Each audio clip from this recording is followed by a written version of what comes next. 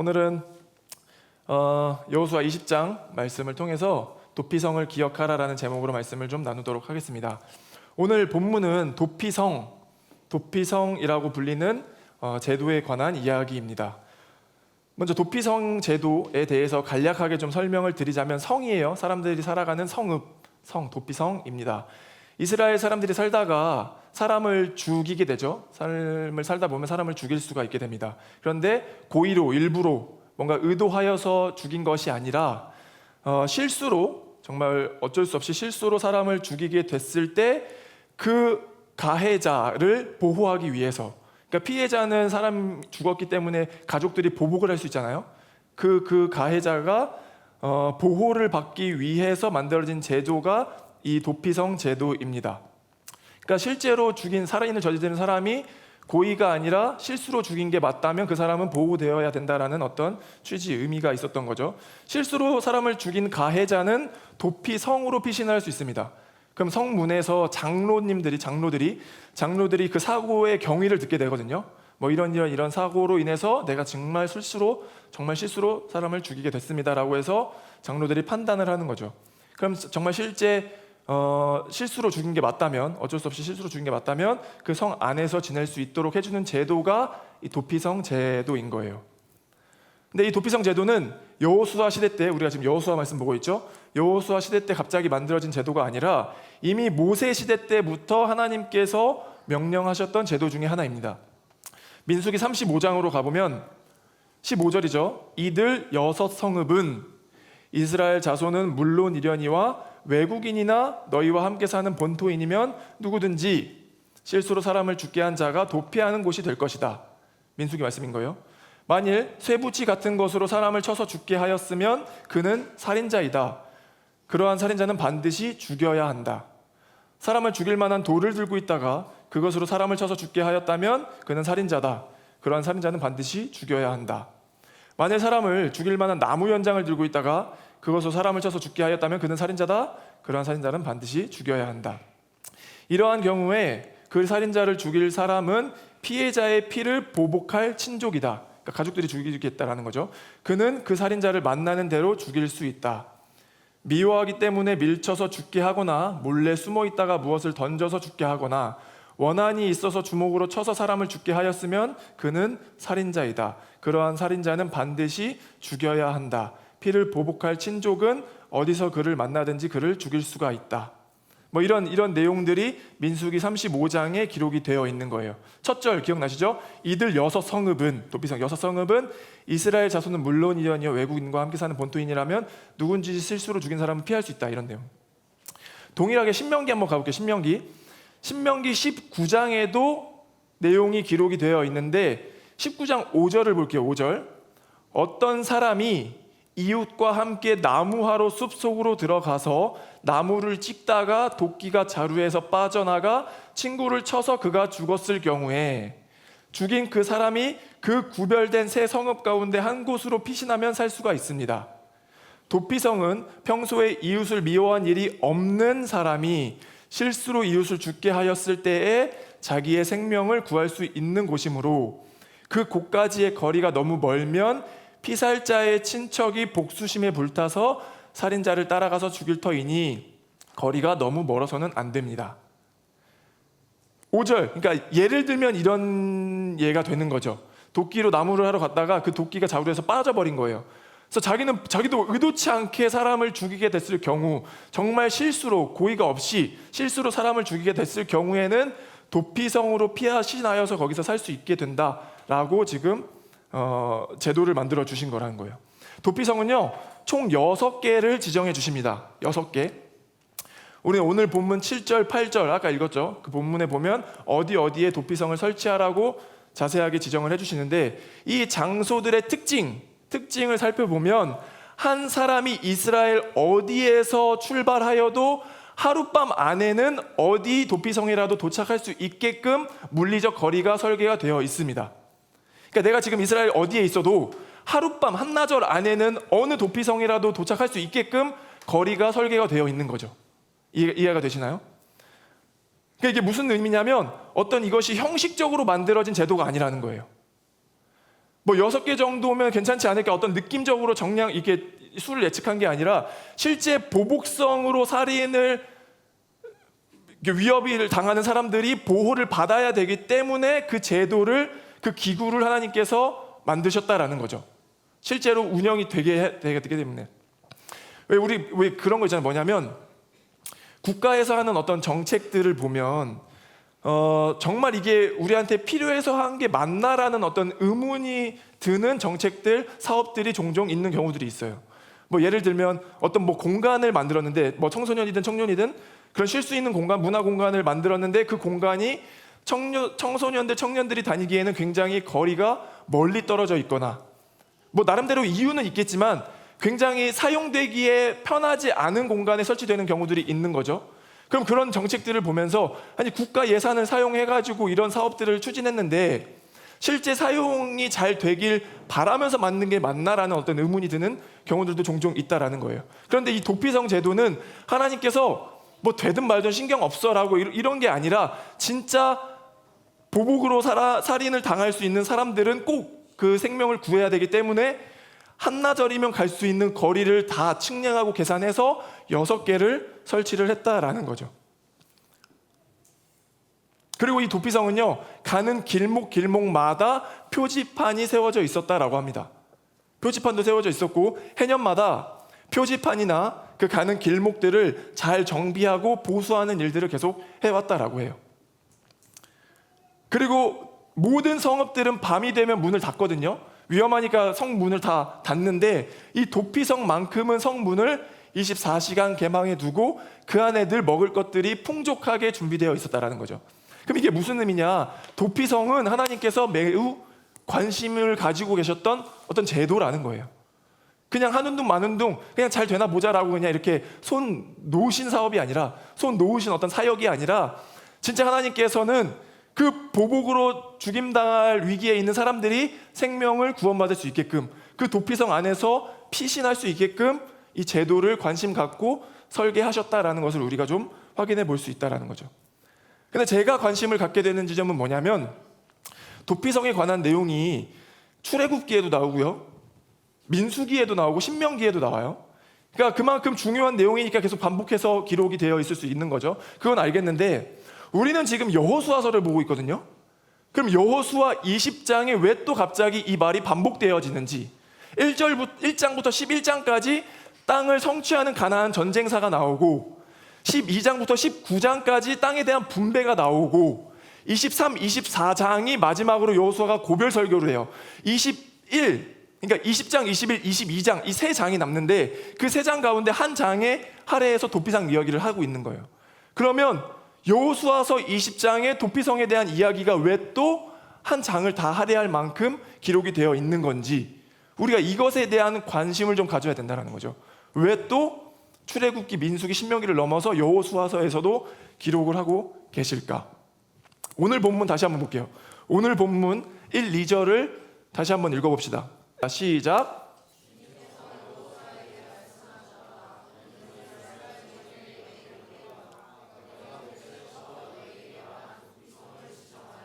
아멘.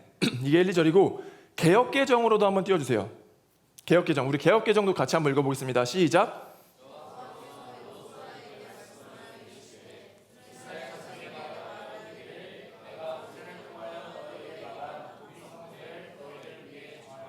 아멘. 띄워주세요. 계속. 여기에서 후반부 마지막에 보면 너희를 위해 정하여, 그러니까 너희를 위해라는 말에 좀 주목을 해보고 싶은 거예요. 저는 이 말씀이 어떻게 받아들여지냐면, 어떻게 해석이 되어졌냐면, 하나님께서 주신 어떤 구체적인 율법들, 계명들, 어떻게 하라고 알려주신 그 방법, 모든 것들이 너희를 위해, 우리를 위해 주어졌다라는 것으로 받아들여진다라는 거죠. 해석이 되어진다라는 거죠. 제가 뭐 여기 집사님도 계시니까 좀 그렇긴 한데 36년을 나름대로 살면서, 나름대로 우리 36년, 37년 뭐 산 사람들 있잖아요. 살면서 그래도 제 삶을 돌아보고 어떻게 살아왔는지를 좀 피드백해보고 평가해 보니까 하나님을 믿고 하나님의 뜻대로 살아가려고 했던 어떤 노력과 의지, 그리고 삶의 그 지향과 방향을 가지게 된 것이 저는 너무 만족스럽고 너무 행복하거든요. 정말 진실로 진실되게 정말로 진심으로 제가 하나님을 믿게 되어서 하나님의 뜻대로 살아가려고 했었던 제 삶의 어떤 노력과 의지가 매우 만족스럽고 행복하다라는 거예요. 저를 위해서 주어진 것 같다라는 거죠. 제가 만약에 하나님을 믿지 못하고 예수 그리스도를 영접하지 못했다면 저는 지금 제가 무슨 일을 하면서 살고 있을까 매우 궁금하기도 하지만 두렵거든요, 사실. 그러니까 제가 지금 하는 일이 막 이렇게 대단하다, 거룩하다라는 말이 절대 아니고 성과 속을 일로 구분하는 게 아니고 저는 그 전에 어떤 도덕과 윤리와 이런 것과는 거리가 굉장히 멀리 있는 지점에서 살았던 사람이에요. 그러니까 하나님을 믿지 않았다면 예수 그리스도가 내 삶의 주인이다라는 어떤 신앙의 고백이 내 삶 가운데 일어나지 않았다면 저는 무슨 일을 하면서 살고 있을지 좀 두렵기도 해요. 제가 어떠냐면 여러분 중1 때 뭐 하셨어요 혹시? 기억 안 나죠? 중학교 때 뭐 중학교 1학년짜리가 할 수 있는 게 뭐가 있어요? 그렇지 않아요? 그냥 입으로 할 수 있는 건 먹는 것과 욕하는 거 말고는 없어요. 뭐 비하하는 거 아니에요. 실제로 그래. 아니 중학교 제가 1학년 때 도박에 빠져가지고 넷마블이라는 게임 사이트 아세요 혹시? 넷마블과 한 게임? 넷마블에서 하는 세븐포커 게임에 중독이 된 거예요. 제가 중독이 됩니다. 그 나이에 중학교 1학년 때.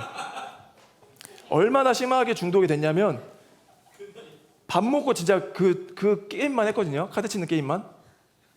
근데 게임을 잘한 거예요. 얼마나 잘했냐면 돈을 계속 모으잖아요. 사이버머니를 계속 모으다가 그때 당시에 20조, 사이버머니 20조를 현금으로 5만 원에 거래가 되던 때예요. 거래도 불법이죠. 합리적으로 팔 수 있는 게 아니라 채팅 이렇게 올라와요. 게시판 같은데 저 뭐 얼마 삽니다 필요해요. 그러면 20조가 현금 5만 원 정도에 거래되던 때. 근데 이미 제가 그때 현금 아저씨들이랑 현금 거래를 해서 제 수중에 수백만 원을 벌었었어요. 좀 과장했죠 사실. 수백만 원까지는 아니고 300에서 한 400만 원 사이 정도를 제가 계좌로 제 돈을 받아서 제가 사이버머니를 판 거예요. 근데 제가 계좌가 없잖아요. 아버지 계좌로 받아가지고 돈을 이미 팔았었어요. 이미 수백만 원어치를 제가 팔고도 제 사이버머니 재산이 얼마였냐면 3경 3천조가 있었거든요. 3경 3천조면 얼마냐면 단순 환산해서 계산하면 6,600만 원이에요. 그러니까 현금 6,600만 원을 가지고 제가 게임을 하고 중학교 1학년의 시절을 보냈던 거예요. 믿기세요? 중학교 1학년 때 2학년 때까지가 그냥 도박에 푹 빠져서 계속 이제 그렇게 지내왔었고 뭐 세계관이 어디 있어요? 가치관이 어디 있어요? 그냥 진짜 그렇게 그냥 살았던 전데 제가 만약에 그때부터 그 일들을 계속 하면서 지금의 삶을 살았다면 물론 뭐 큰 손이 되어 있을 수도 있겠죠. 그런데 전혀 행복하지 않을 것 같은 거예요. 전혀. 저는 뭐 지금에 와서 결론적으로 해석하고 뭐 이런 평가가 아니라 정말로 진실되게 제가 평가할 수 있는 건 뭐냐면 제 삶에 예수 그리스도가 주인이 되어서 내가 무엇이 중요한지 나의 세계관을 들여다보고 내가 세상을 바라보는 눈, 사회를 인식하는 눈, 돈을 바라보고 가족을 바라보고 우정을 바라보는 어떤 그 세계관이 정돈되지 않았다면 저는 제가 지금 어떻게 살고 있을지 두렵다라니까요. 저는 괴물이 되어 있을 것 같은 거예요. 그러니까 마찬가지로 뭐냐면 너희를 위해라는 이 말이 저는 그렇게 확 들어왔다는 거예요. 흔히 우리가 교회 안에서 하나님이 주신 어떤 그 율법들을 우리가 믿는 사람들을 굉장히 억압하고 우리를 억제하기 위해서 주어졌다라고 생각하는 경우들이 있거든요. 그런 오해들이 있는데 아니요, 전혀 그렇지 않습니다. 하나님이 주신 모든 율법은 다 우리를 위해서 주신 거예요. 믿으십니까? 하나님이 우리에게 허락하신 그 약속과 모든 율법, 이렇게 하는 것이 옳은 거야 라고 했던 그 모든 일들이 하나님을 위해서, 우리가 하나님 앞에 붙어있기 위해서가 아니라 우리를 위해서 주셨다라는 거죠. 한번 생각해 봅시다. 우리 하나님이 지키라고 명령하신 어떤 도덕, 윤리가 단 한 가지라도 비상식적인 게 있나요? 하나님이 우리에게 요청하신 어떤 그 율법, 이런 자세로 살아야 돼라고 말했던 어떤 그 기준이 단 한 가지라도 폭력적인 게 있냐라는 질문인 거예요. 저는 없다라고 믿거든요. 그러니까 우리가 살아가는 이 시대의 기준이, 우리가 살아가는 이 세상의 윤리가 너무 이쪽으로 치우쳐져 있기 때문에 하나님이 하시라고 하는 그 내용들이 되게 부담스럽게 느껴질 때는 있겠지만, 사실 하나님의 형상대로 지어진 인간이 지켜야 할 윤리와 도덕의 기준은 이거예요. 우리가 이게 무리하다라는 어떤 요구가 느껴질 수도 전혀 무리한 요구가 아니라는 거죠. 하나님이 우리에게 지키라고 명령하신 것 중에 단 한 가지도 폭력적인 게 없고 비상식적인 게 없다라는 겁니다. 제가 목사 안수를 받을 때 누가 물어보더라고요. 어떤 목사가 되고 싶냐라는 질문이 있길래 저는 한치의 망설임도 없이 상식적인 목사가 되고 싶다라고 했거든요. 상식적인 목사. 그러니까 기독교 진리는요, 저는 상식적이라고 생각을 해요. 보편적이라고 생각을 합니다.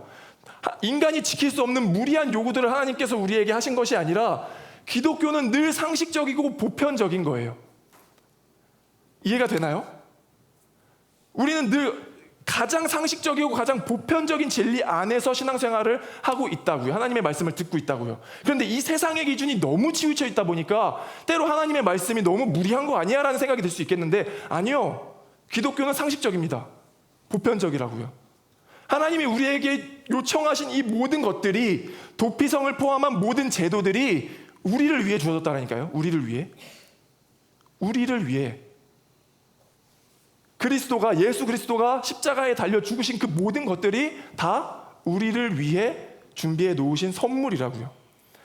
이제 이스라엘은요, 가나안 땅에 들어가게 되면 결혼도 해야 되죠. 집도 짓고 터를 잡아서 그 땅에서 살아가야 되는데, 뿌리를 내려야 되는데, 그러다 보면 수많은 유혹들이 찾아오게 될 거예요. 우리가 믿음이 있지만 우리 세상 가운데 살아갈 때 유혹이 오는 것처럼 앞으로 이스라엘도 그런 유혹들이 올 텐데, 그 이스라엘이 반드시 기억하고 지켜야 될 것이 뭐냐면 너희를 위해 내가 이 제도를 설계해 놨다라는 그 믿음인 거예요.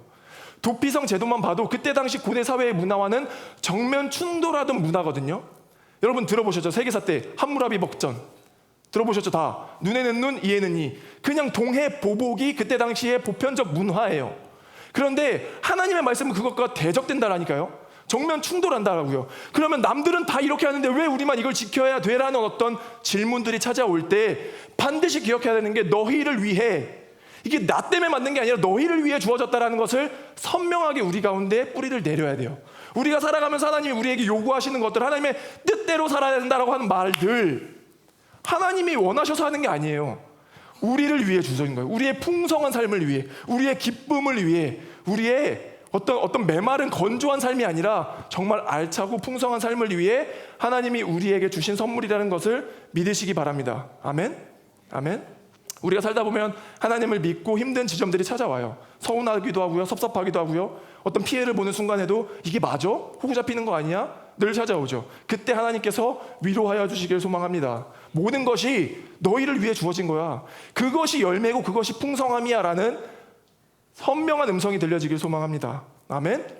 너희를 위해를 우리가 꼭 기억했으면 좋겠고, 도피성 제도를 통해서 우리가 짧게 두 가지만 좀 기억을 했으면 좋겠는데, 첫 번째는 뭐냐면 내가 먼저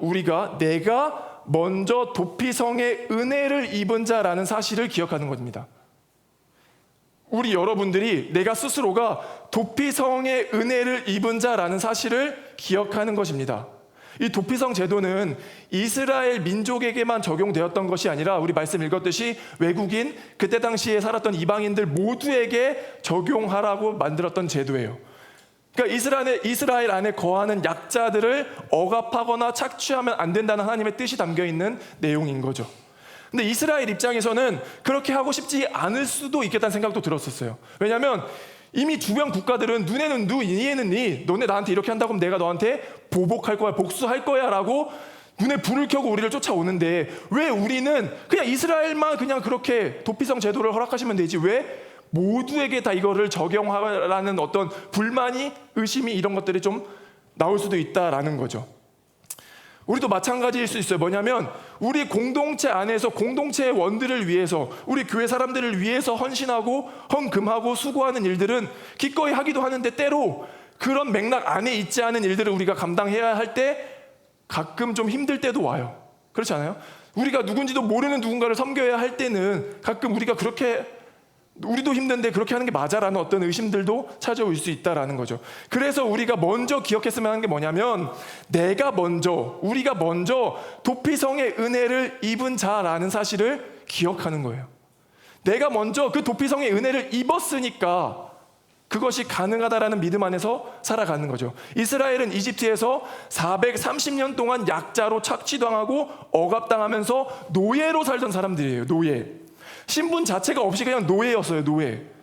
그런데 그 노예를 하나님께서 부르짖음을 들으시죠. 이스라엘이 부르짖었고 하나님은 들으셔서 은혜로 노예로 살던 이스라엘을 구원해 내세요. 그럼 뭐예요? 우리가 노예의 신분으로 구원을 얻었기 때문에 가나안 땅에 가서 억압하고 착취하는 것은 말이 안 되는 거죠. 내로남불인 거예요. 왜냐하면 내가 이미 그 은혜로 구원을 얻었기 때문에, 도피성의 은혜를 입은 자이기 때문에 그 땅에서 남의 이방인들, 외국인들을 착취하고 억압하는 것, 하나님의 뜻과는 거리가 멀다라는 거예요.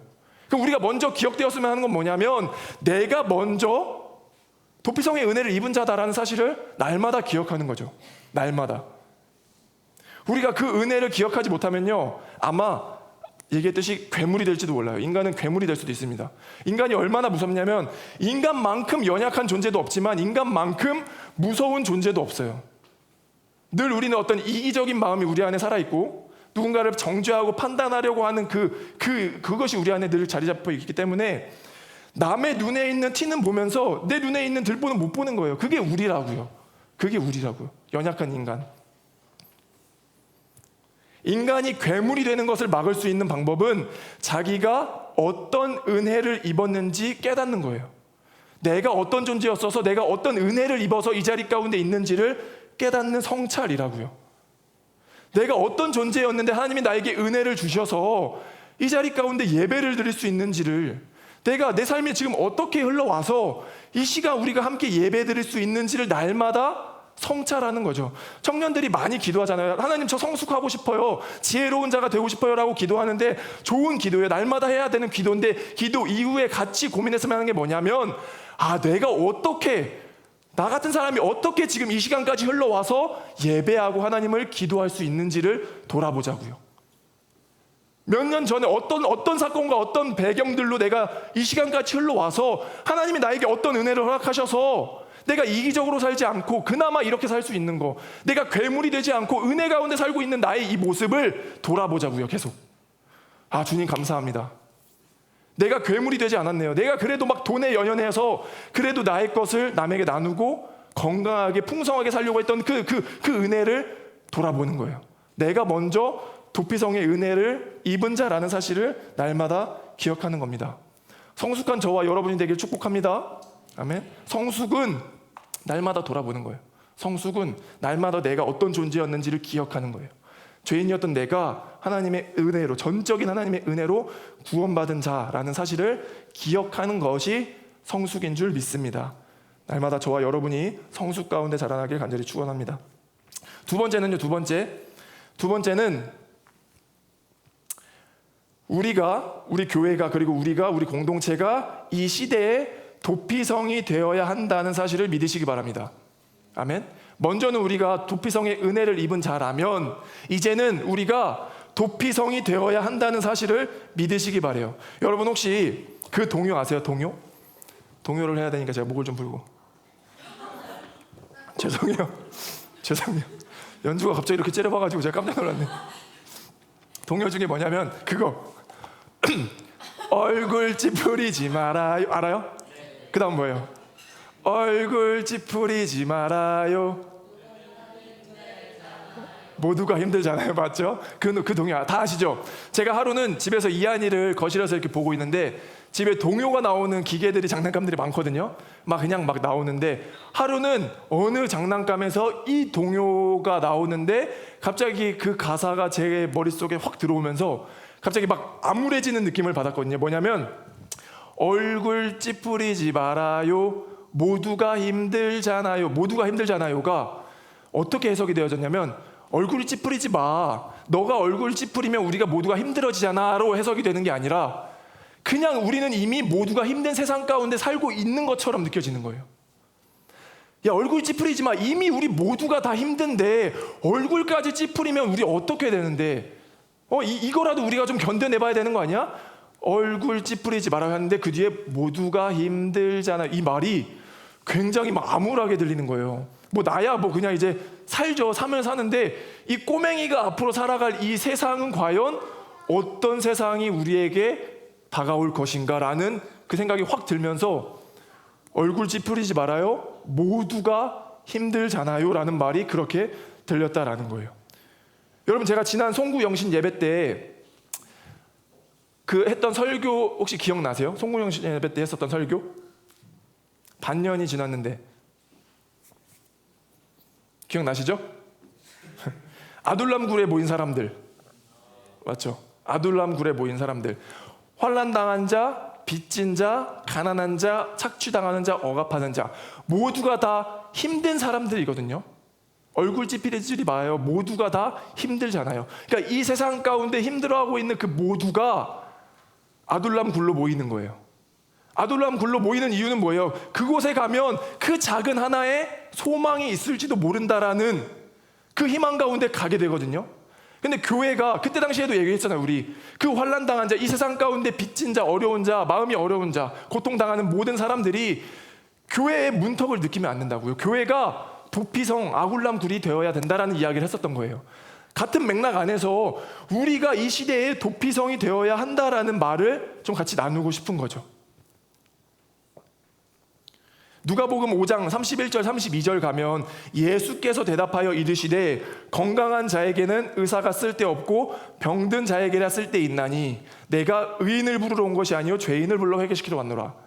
그러니까 도피성이 있어야 할 이유는 도피성이 필요한 사람들이 있기 때문이에요. 교회가 있어야 할 이유는 교회를 찾는 이들 때문에 우리가 존재해야 된다라고요.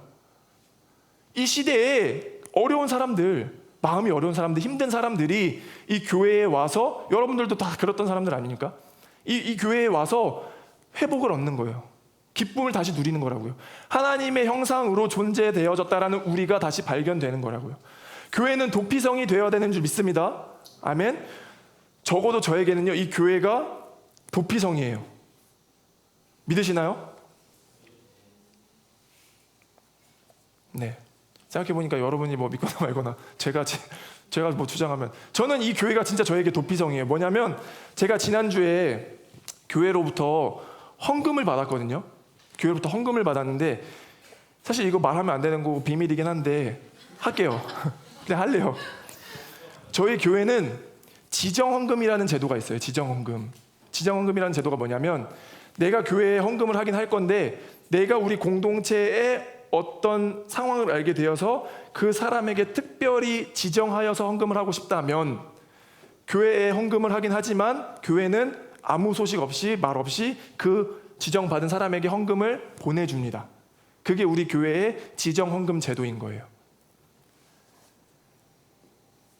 누가 한지 모르게 당사자에게 헌금을 전달해 주는 거죠. 근데 제가 지난주에 지정헌금을 받았거든요. 지정헌금을 교회로부터 받았어요. 누군가가 우리의 가정이, 그리고 저의 삶이 더 어떤 평안 가운데, 어떤 경제적인 어려움이 목회를 하는데, 사역을 하는데 걸림돌이 되지 않았으면 하는 바람으로 저에게 아마 보내준 것 같아요. 근데 그 액수도 그렇게 또 작은 금액도 아니었어요. 저에게도 굉장히 과분한 금액이었는데, 제가 이 말을 나누는 이유는 뭐냐면, 교회는 저에게 진짜 큰 도피성이에요. 제 삶에 이 교회가 얼마나 큰 위로와 안식과 그런 기쁨을 누리는지 모르냐면, 이 교회가 과연 존재하지 않는다면 저는 또 어떻게 살아가고 있을까라는 어떤 생각이 들 정도로 이 교회 안에서 제가 누리는 어떤 기쁨과 안식이 굉장히 커요. 저는 우리 모두가 이런 것들을 다 누렸으면 좋겠습니다. 아멘. 이 공동체가, 우리 교회의 구성 한 명 한 명 모두가 다 이런 기쁨을 누리는 공동체가 되었으면 좋겠는 거예요. 생각해 보세요. 이게 말이 돼요?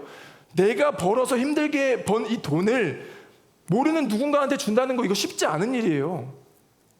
그냥 와, 목사님이니까 됐나 보다 뭐 이렇게 생각할 게 아니라, 여러분들이 가지고 있는 그 돈을, 힘들게 번 그 돈을 누군가한테 준다는 거 굉장히 쉽지 않은 일이라고요. 형제지간에도 돈 때문에 싸우는 게 이건데, 불가능한 일인 건데, 불가능한 게 가능하니까 전 교회라고 믿습니다.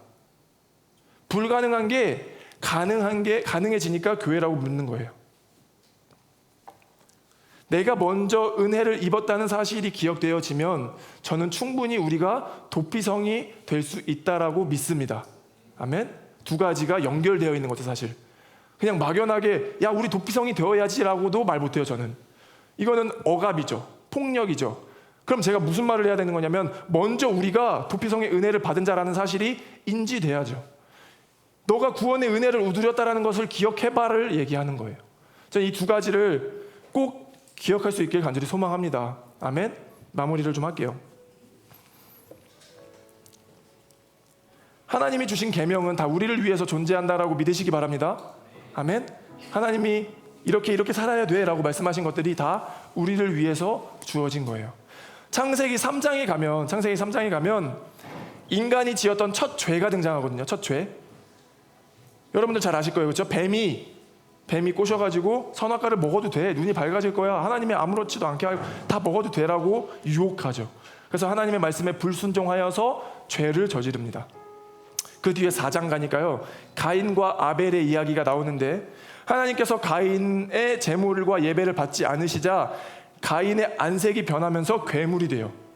죄로 오염된 인간이 얼마나 무서운 존재로 변할 수 있는지가 4장에 나타나는 거예요.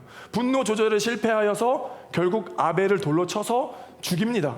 첫 살인이 4장에 등장을 하는 거예요. 첫 죄, 불순종이 3장에 나오고 첫 살인이 4장에 등장을 해요. 하나님은요 아벨한테 이렇게 아벨의 핏소리, 그 죽은 아벨의 핏소리가 땅에서부터 내게 호소한다면서 안타까워하세요. 그 이후로 가인이 어떻게 살아가는지 아세요? 늘 두려움과 절망 가운데 쫓겨 살거든요. 누가 쫓아오지도 않는데 그냥 누가 쫓아오지도 않고 그런 일이 벌어지지도 않는데 늘 두려움 가운데의 삶을 살아가게 되는 거예요. 누가 보복할까봐, 누가 나를 쫓아와서 죽일까봐.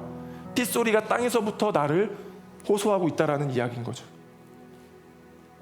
창세기 3장에서 아담과 하와가 선악과를 먹게 되잖아요. 그거를 그들이 다 알거든요. 아, 내가 실수했구나. 딱 깨달아져요. 그래서 어떻게 해요? 낯을 피하여서 숨게 됩니다. 숨어요. 숨자 하나님이 부르시죠. 아담아, 네가 어디 있느냐. 하나님께서 인간에게 하신 첫 번째 질문이 뭔지 아세요? 이거예요. 아담아, 네가 어디 있느냐. 하나님이 인간에게 처음으로 하시는 질문이 네가 어디 있느냐. 근데 여러분들은 네가 어디 있느냐라는 이 맥락이 어떻게 좀 들리세요? 너 내가 하지 말라는 거 하지 말랬지, 어떤 질책하기 위해서 너 어디 있어 이렇게 부르는 것처럼 들리세요? 물론 맞아요. 죄를 졌으면 책임을 져야 됩니다. 그런데 그런 맥락이 아니라 제가 느껴지기엔 뭐냐면 인간은요 죄를 지으면 숨고 싶은 어떤 습성이 좀 있는 것 같아요. 여러분들 사이에서도 누군가한테 잘못을 하고 실수를 하고 죄를 저지르면 그냥 바로 가서 사과를 하면 쉽게 해결될 문제도 자꾸 피하게 되는 거예요. 숨고 싶게 되는 거예요. 그게 죄의 습성 같은데 아담도 아마 그러지 않았을까요? 아, 내가 죄를 지었구나. 어떡하지? 낯을 피하여서 숨죠. 근데 하나님께서는 너가 죄를 지은 것보다 나에게 더 속상한 건 뭐냐면 나를 피하는 거라는 거예요. 그냥 하나님께서 그건 참을 수가 없으니까 부르시는 거죠. 먼저 너 어디 있어? 네가 어디 있느냐. 하나님은요 우리가 어떤 죄를 짓는 것보다도 우리가 하나님을 피하는 거를 매우 속상해 하십니다. 도피성이란 제도를 보면요, 이 도피성이란 제도는 나중에 오실 예수님을 예표하는 표였는데 뭐였냐면 도피성에 지내던 사람들이 석방되는 일이 벌어지거든요. 우리 본문에서 봤었죠. 언제 자유를 누리게 되는지 아세요? 도피성에 지내던 사람들이 도피성 안에만 살다가 자유로워지는 일이 발생하는데 그게 언제냐면 그 당시에 살던 대제사장이 죽게 되면 모두가 다 석방되어서 풀려나서 자유를 누리게 됩니다. 그럼 이게 무슨 의미냐면 그 사람들이 지었던 모든 죄가 대제사장에게 전가되어서 속죄되어서 대제사장의 죽음으로 말미암아 죄가 해결되었다라는 의미인 거예요. 그래서 그때 당시에 살았던 모든 도피성에 있던 사람들이 자유를 누리게 돼요. 20년을 살았든 일주일을 살았든 다 자유를 누리게 된다고요. 근데 이것이 예수님을 그리는 그림인 거예요. 그림자예요. 우리의 모든 죄가 십자가에 달려 돌아가신 예수님께 전가되어서 무책임하게 살아도 된다라는 말이 아니라 우리의 죄는 이미 예수님의 보혈로 십자가에 전가되어서 우리는 자유라고요. 자유. 대제사장이 죽었는데 도피성에서 언제 나를 쫓아올까 두려움 가운데 언제 그냥 계속 그 자리 가운데 사는 사람은 없어요. 이미 자유를 누렸기 때문에, 석방되었기 때문에. 그럼 미련한 짓이죠. 대제사장 죽었습니다. 그럼 나는 자유를 누렸기 때문에 나와서 살아도 되는데, 이미 우리의 죄가 예수 그리스도로 인해서 해결되어졌는데 어둠의 권세 가운데, 그 그늘 가운데 살아갈 필요가 없다라고요. 그럼 우리가 자유를 누려도 돼요. 우리의 죄가 예수 그리스도가 다 해결하셨기 때문에 우리는 자유롭게 살아도 된다라고요. 도피성에는 그런 의미가 있는 거죠. 우리의 존재가 어떤 존재였는지, 우리의 죄가 어떤 일로서 해결받게 되었는지, 그 2000년 전에 십자가에 달려 돌아가신 예수 그리스도가 우리를 속량하시기 위해서, 우리의 죄를 다 해결하기 위해서 돌아가셨다고요. 그것이 우리에게 자유를 주는 줄 믿습니다. 그것이 우리에게 소망을 주는 거예요. 율법으로는 해결이 안 되죠. 하나님이 우리를 억압하기 위해서 만드셨다면 율법의 가지수를 추가하면 되지 왜 자기 아들을 보내시냐고요. 자기 아들을 보냄으로 율법은 완성되었죠. 두 가지만 남아요. 하나님을 사랑하고 이웃을 사랑하는 것. 이 두 가지만 딱 남는다고요. 이거 안에서 우리는 자유를 누리면서 살아가면 돼요. 어둠 가운데, 어떤 그늘 가운데 사는 것이 아니라 우리의 죄가, 우리가 예수 그리스도로 속량되었다라는 사실로 자유함을 누리시길 축복합니다. 아멘. 도피성을 기억했으면 좋겠어요. 도피성 아셨죠? 우리가 어떤 존재로 은혜 받게 되었는지, 날마다 그 도피성의 은혜를 기억하면서 살아갈 수 있는 저와 여러분이 되길 축복합니다.